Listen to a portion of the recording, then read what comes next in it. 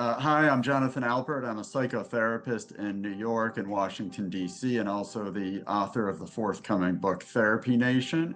Donald Trump is a masterful marketing machine, and that's largely what won him the White House in 2016 and allowed him to win again. And we're seeing that play out in his presidency, whether it's the renaming of Gulf of America or Mount McKinley. And most recently, the Department of Defense being renamed the Department of War. All these things talk about America's strength, dominance, no longer caving to woke ideology or softness or cultural sensitivity.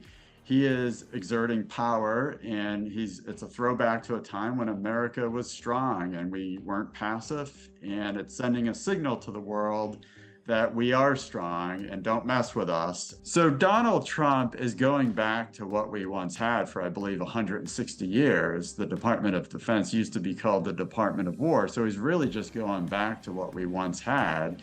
And I'm not in Donald Trump's head, but I would imagine that he's trying to get back to the brand where we are all about strength. We're about a country that can take action if we need to. And it's unapologetic, and it's right in line with Trump's brand of global strength and dominance.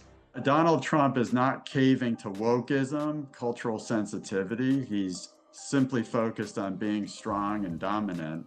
And if you look at Mount McKinley, President McKinley was a president who expanded our country. He won a war, and he is now being renamed for the tallest peak in our country. So there's something to be said about that. Donald Trump's attempt to rename the Gulf of Mexico to the Gulf of America is political theater through the lens of geography. For some, it may irk them. For others, it's right in line with the MAGA brand. For some pilots who may be flying over this body of water, they may celebrate it. And for other pilots, they may not. So really, it's all in line with the Trump brand. We know that America does dominate those waters when it comes to the fishing industry. And in Trump's mind, my guess is, why not rename it the Gulf of America? And we've seen Google Maps and some other online features do that as well. So people seem to be getting on board with it. So Donald Trump's rebranding or remaking of the White House in gold is certainly not surprising. From what I understand, his homes are lavished in gold. It's his brand. It's what he likes. He spends a lot of time at the White House, so he certainly has the right to make it his brand and make it comfortable.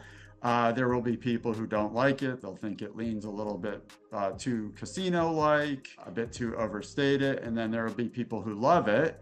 And the good thing is, in 3.5 or 4 years, when we have a new president, that president can choose to remake it and do what they want with it. They might restore it back to the more classic White House, or who knows, maybe they'll love what Trump did. So whether Trump is rebranding the Department of Defense to the Department of War, or renaming the Gulf of Mexico to the Gulf of America, or putting his magical gold touch on the White House, it's all in line with Trump. It's in line with his brand. These things all exude strength. They send a message that we're going to do what we want. We're not apologizing for what we're doing.